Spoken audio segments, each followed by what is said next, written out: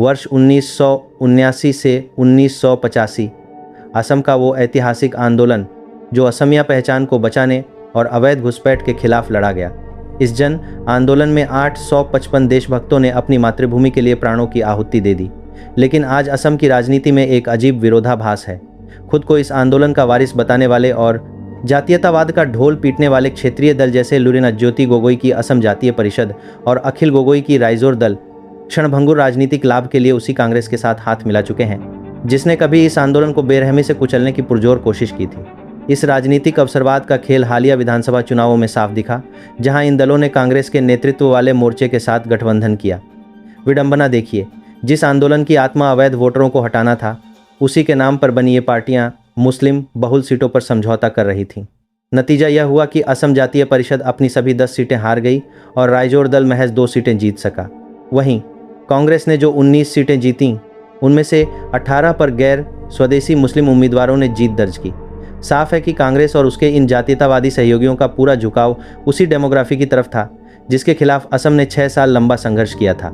यह समझना जरूरी है कि असम का संकट अचानक पैदा नहीं हुआ था, बल्कि इसके पीछे 3 दशकों की वो चेतावनियां थीं जिन्हें दिल्ली ने दबाया।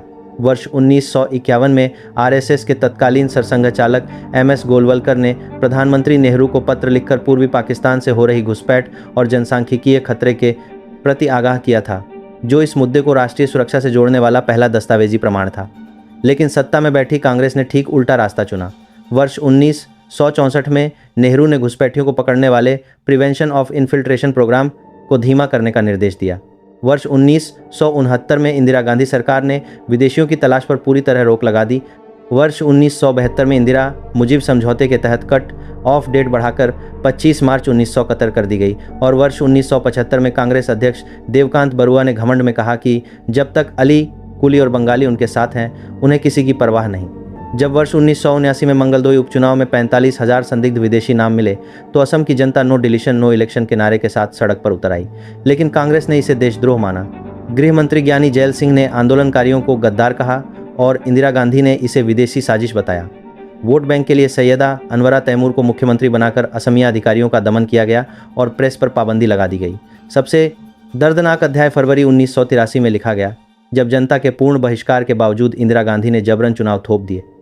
इसके कारण असम के इतिहास का सबसे भयानक नरसंहार हुआ, जिसमें 3000 से अधिक लोगों को जान गंवानी पड़ी।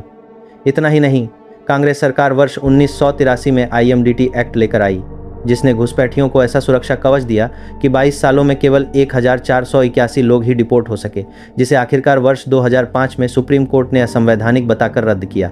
एक तरफ जहां कांग्रेस इस आंदोलन को खून में डुबो रही थी, वहीं दूसरी तरफ कुछ ऐसे संगठन थे जो दिल्ली की सड़कों और संसद में असम की आवाज़ बुलंद कर रहे थे। दिसंबर 1979 में ही ABVP ने मुख्य चुनाव आयुक्त से मिलकर चुनाव स्थगित करने की मांग की और संसद के सामने भूख हड़ताल की। वर्ष 1983 की शहीद ज्योति यात्रा के दौरान सुशील मोदी के नेतृत्व में दिल्ली से गुवाहाटी तक 6118 किलोमीटर लंबी यात्रा निकाली गई, जिसने पूरे देश को असम के शहीदों की गाथा से जोड़ा।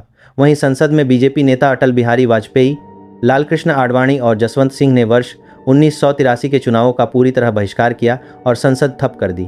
खुद इंदिरा गांधी ने जून 1980 में सार्वजनिक रूप से स्वीकार किया था कि RSS और जनसंघ इस आंदोलन का समर्थन कर रहे हैं। आज इतिहास के इस पूरे बहीखाते को राजनीतिक सुविधा के लिए पलटा जा रहा है। एक तरफ वो पार्टी है जिसने असमिया नेताओं को गद्दार कहा, जिसने असम को हिंसा की आग में झोंका और घुसपैठियों को बचाने के लिए काले कानून बनाए। आज असम के स्वघोषित जातीयतावादी दल उसी कांग्रेस की गोदी में बैठे हैं। दूसरी तरफ वो संगठन है जिन्होंने वर्ष 1951 से इस खतरे के खिलाफ आवाज़ उठाई, लाठियां खाईं और 22 साल तक अदालतों में लड़ाई लड़ी। आज उन्हें असम का दुश्मन बताया जा रहा है।